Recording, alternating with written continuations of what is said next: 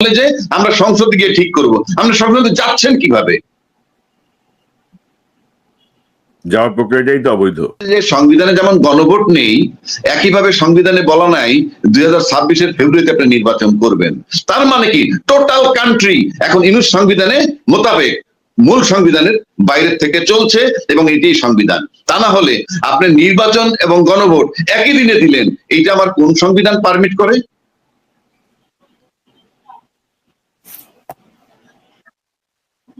কাজে এই বিষয়টা পরিষ্কার যে ইউনুস সংবিধানে দেশ চলছে, অথবা উনি যে সিদ্ধান্ত নেন সেরকমই চলছে।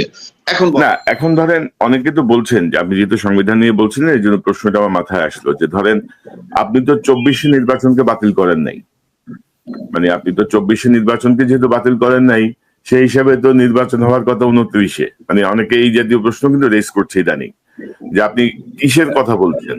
তো এখন এই যে আপনি মানে টোটাল প্রক্রিয়াটা কি হলো যে জুলাই সনদ আপনি যেগুলো বলছেন যেগুলো সংবিধানের সঙ্গে সাংঘর্ষিক, এখন ইউনুস সংবিধান, মানে আমরা আসলে আছি কোথায়? মানে আমাদের মানে আমরা তো আসলে এইভাবে তো আর শেষ হতে দিতে পারি না, আমাদেরকে তো একটা সমাধানে আসতে হবে, গ্রহণযোগ্য সমাধানে। জুলাই বিপ্লবের চেতনার আলোকে আমাদেরকে একটা সিদ্ধান্ত নিতে হবে। তো এখন মানে কি কোন জায়গায় আমরা আছি? এখন আপনি যেটা বলছেন এইটা কিন্তু এই সমাধান আমি দিয়েছিলাম যে এটাকে সমাধান করা যায়। কেউ কেউ বলেন খুব সহজ সরল সমীকরণ করে দেন, কি নির্বাচন হয়ে যাওয়ার পর সমস্ত কর্মকাণ্ড আমরা রেটিফাই করে দিব।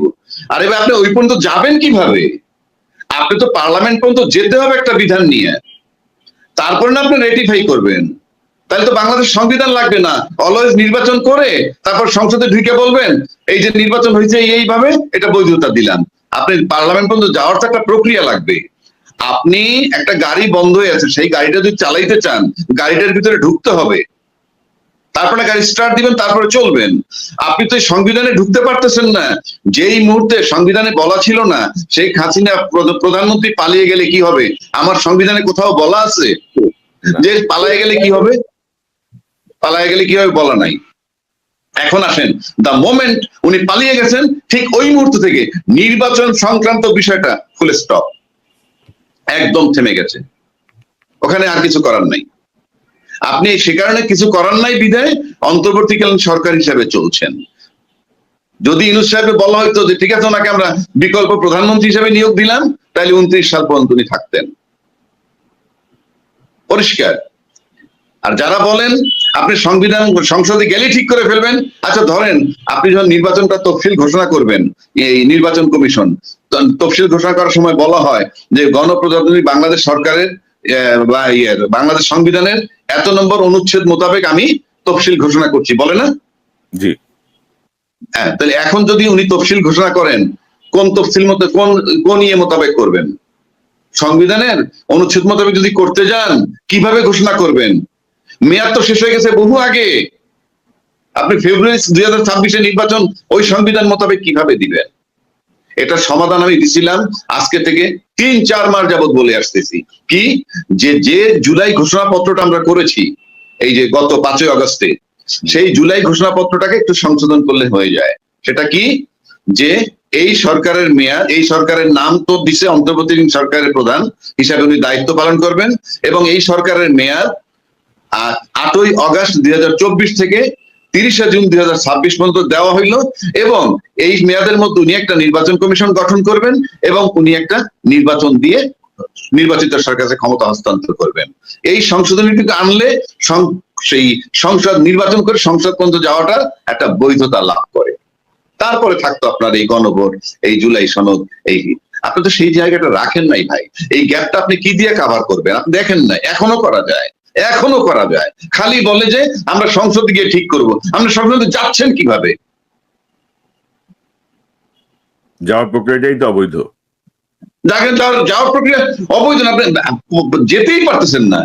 আপনি গায়ের জোরে যাচ্ছেন, একটা গোজামিল দিয়ে যাচ্ছেন। ভাই গোজামিল দিয়ে আপনি দেশে যান, একটা সংসদ যান, আপনি কি করবেন? যেমন এখন যেমন বলা হচ্ছে ইউনূস সাহেব কি সাংবিধানিক সরকার না, উনি অবৈধ, কেউ কেউ বলছেন। মানে উনি যেহেতু অবৈধ, ওনার ধাক্কা দিয়ে সারা রাজ্যে কি বসে গেলে সেটা বৈধ হবে? সেটাও তো বৈধ হবে না। ওনাকে দিয়ে তো তাহলে কাজটা বৈধ করে নিতে হবে। এখন আসেন উনি এই যে গণভোট এবং সংসদ নির্বাচন একই দিলেন, এটার অর্থ কি হয়েছে? এটার ভ্যালু কি? এটা কি আছে? হ্যাঁ, ধরেন জি বলেন। এই যে আমাদের ঐকমত্য কমিশন হলো, ঐকমত্য কমিশন বলছে যে তারা দেশের সকল সংবিধান বিশেষজ্ঞ আইনজ্ঞদের সাথে 14-15টা সেশন মিটিং করেছেন, আইনগত দিক, সাংবিধানিক দিক এগুলো জানার জন্য, বোঝার জন্য। তো ঐকমত্য কমিশনের কার্যক্রমকে আপনি আসলে কিভাবে দেখেন? তারপর আমরা গণভোট প্রসঙ্গে যাচ্ছি, গণভোটের জাতীয় নির্বাচন। না, এই যে ঐক্যমত, এখানেই আমার ব্যথার জায়গাটা আমার এইখানে। ঐক্যমত্য কমিশনে যারা বসছেন, ইউনূস সরকার এটার প্রধান, উনি না বসলেও উনি প্রধান। আচ্ছা, উনি, আমি নিশ্চিত করে বলে দিচ্ছি যে উনি কোনো রাজনৈতিক ব্যক্তি না, এবং উনি যে চিন্তা ভাবনা করে বসছিলেন, উনি এয়ারপোর্টে বসে বলছিলেন বসার আগে, তোমরা যদি আমার কথা শোনো তাহলে আমি বসবো, আমি যা বলবো শুনতে হবে। আচ্ছা যাক, সেটা বলছিল ছাত্রদের উপস্থিতিতে। তারপরে যখন উনি এসে বসলেন, বসার পর ওনার ধারণা ছিল যে ওয়েস্টার্ন মেন্টালিটি নিয়ে আসছে, পশ্চিমা ব্লকের মতো বসবেন, সবাই বোধহয় সেই দেশের মানুষের মতো বসছেন। বসার পর আমার কাছে মনে হয়েছে হার্ডলি 1.5 মাস বা 2 মাস পার করার পর উনি বুঝে ফেলছেন যে না রে ভাই, এইটা কোশ্চিন কালেও কিছু হবে না, এবং ঐক্যমত্য টমিশনের কিছুই রেজাল্ট হবে না। আমার ধারণা এটা বুঝে ফেলছেন। অ্যাটলিস্ট বুঝে ফেলার পর উনি আর আলী রিয়াজ এই দুইজন হয়তো পর্দার আড়ালে প্ল্যান করছেন যে আমাদের কিছু টাইম ক্ষেপণ করতে হবে। এটা আমার ধারণা, বুঝছি, আই মে বি রং। এই টাইমটা আমাদের ক্ষেপণ করতে হবে, কারণ আমরা নর্মালি যেটা মনে করি যে অফকোর্স উনি যে আসছেন এখানে, ওনার কিছু এজেন্ডা হয়তো ছিল, আমি জানি না, আমার ধারণা। কারণ একটা মানুষ যখন দায়িত্ব নেন এরকম বয়সে, তখন নিশ্চয়ই তার কিছু হিসাব নিকাশ থাকতে পারে। কি তার হিসাব নিকাশ, এবং সেই হিসাব নিকাশটার জন্য কিছু টাইম দরকার। আমার কাছে মনে হয় প্রথম 2 মাস, 1.5-2 মাস পর যখন বুঝলেন ঐক্যমত্য কিছু হবে না, I am sure and we are sure, তখন আমার কাছে মনে হয় একটা টাইম কিলিং এর পথ বেছে নিছেন। এখন প্রশ্ন হচ্ছে যে তাদের কথা আমি বললাম, তারা এই দেশের কালচার বোঝে না, তারা বাইরে ছিল, এবং তারা এই দেশের রাজনীতি বুঝে না, এনজিও সরকার, এবং উনি ওনার স্বার্থ দেখতেছেন, আমি সব একমত হয়ে গেলাম। কিন্তু আমরা যারা বসছিলাম ওখানে, রাজনৈতিক পার্টটা, রাজনৈতিক দলের যে অংশটা, তারা যদি না বোঝেন যে ওনারা টাইম ক্ষেপণ করতেছেন, কিংবা সময়ের ব্যবধান হিসেবে বলছেন ওনারা প্রতারিত করলেন, সেটা তখন বুঝলেন না যে ওনারা প্রতারিত করতে পারেন, এটা কি রাজনৈতিক অদক্ষতা নয়? আপনি যদি আপনার রাজনৈতিক প্রজ্ঞা বা ম্যাচুরিটি দেখাইতে পারতেন, তাইলে তো ইউনূস সাহেব এতটুকু যেতে পারতো না। এবং ইউনূস সাহেব এইটুক যেতে পারলো, তাতে আমার কাছে টু সাম এক্সটেন্ট মনে হয় আমার দেশের রাজনীতিবিদরা তাকে গত 2 বছর, মানে 6 মাসের মধ্যে যে রাজনৈতিক শিক্ষাটা দিচ্ছেন, তার থেকে কিন্তু আজকে 15 মাস পার করছেন এবং ফেব্রুয়ারি পর্যন্ত যাবেন। অর্থাৎ ওনাকে রাজনীতিবিদ বানানো হয়েছে। কেন বললাম? আমাদের দেশের যে পরীক্ষিত যে রাজনৈতিক দল দুটো, অতীতের যে 2টা বা 3টার কথা যদি আমি বলি, তারা প্রত্যেকেই যেভাবেই যা ক্ষমতায় যাওয়ার পর প্রশাসনকে কিন্তু যে যার মতো করে ব্যবহার করে আপনি প্রশাসনিক প্রেসার দিয়ে এই দেশে তারা টিকে রয়েছে।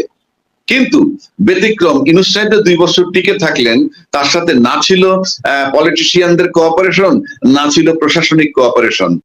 তারপরে কিন্তু তিনি আজকে 15-16 মাস যাবত সার্ভাইভ করছেন। তার মানে রাজনীতি বোঝাটা একটা বিশাল ব্যাপার। রাজনীতি করে সার্ভাইভ করা আর ক্ষমতায় গিয়ে প্রশাসন দিয়ে রাজনীতি করা কিন্তু এক নয়।